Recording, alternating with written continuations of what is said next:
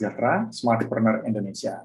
Pada video kali ini, saya, Coach Margeti Herwin, akan menjelaskan tentang bagaimana Anda membangun sistem untuk bisnis Anda lebih mudah dikendalikan, lebih mudah dikontrol, dan juga lebih mudah untuk Anda mengatur strategi-strategi yang membantu pertumbuhan bisnis ke depan.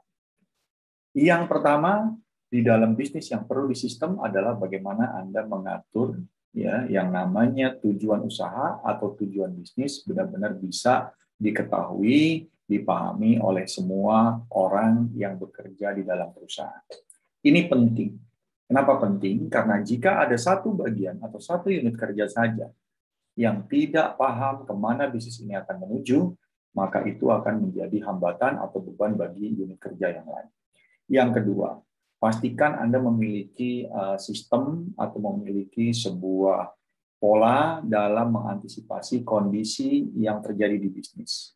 Ada yang bisa Anda lakukan dengan meeting rutin, atau Anda melakukan yang namanya raker, atau Anda melakukan yang namanya terima saran atau pendapat dari tim, forum group discussion untuk menghadapi kondisi atau tantangan yang terjadi saat ini.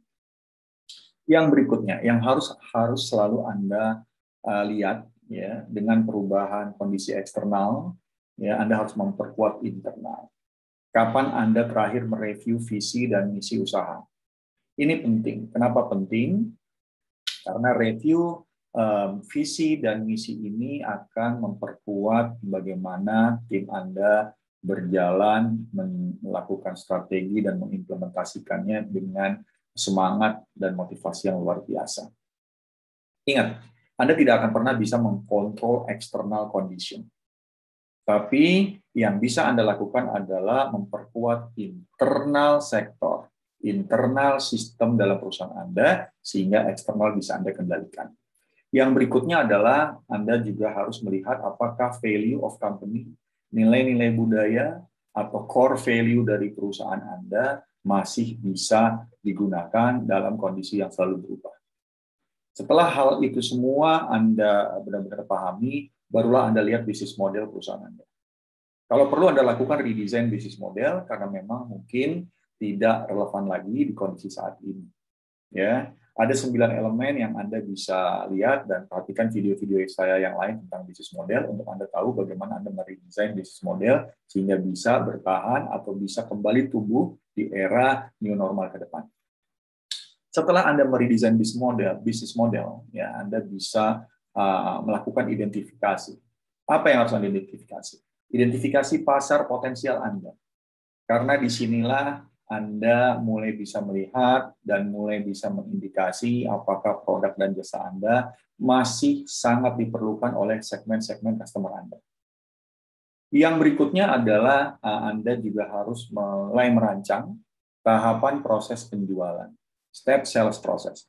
Bagaimana Anda menemukan suspek dari pasar, dari customer Anda, dari calon pelanggan Anda.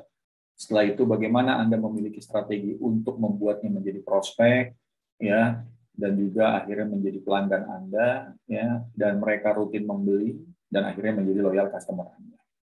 Tahap 8 adalah bagaimana Anda membuat sebuah big goals yang Anda sepakati tadi untuk bisa turun kepada smart goal. Ini sebuah sistem, sebuah pola di mana Anda bisa melihat apakah tim kerja Anda, departemen Anda benar-benar memahami bagaimana big goals yang Anda tetapkan dalam perusahaan bisa turun ke unit kerja mereka masing-masing dengan lebih spesifik. Dengan strategi-strategi yang mereka pahami karena mereka menguasai bagian-bagian yang lebih spesialis dibanding Anda sebagai owner yang harus generalis. Tahap terakhir yang paling penting dalam mensistemasi bisnis adalah membuat satuan ukuran, membuat matriks, yang sangat populer saat ini dan saya gunakan untuk beberapa klien saya adalah OKR, Objective Key Results. Semua bagian ini akan saya bicarakan secara terpisah di video-video saya selanjutnya. Semoga 9 tahapan ini bisa membuat Anda lebih cepat mensistemasi bisnis Anda. Salam dari saya, Coach Margeti Herwin, sukses selalu, siap mensistemasi bisnis.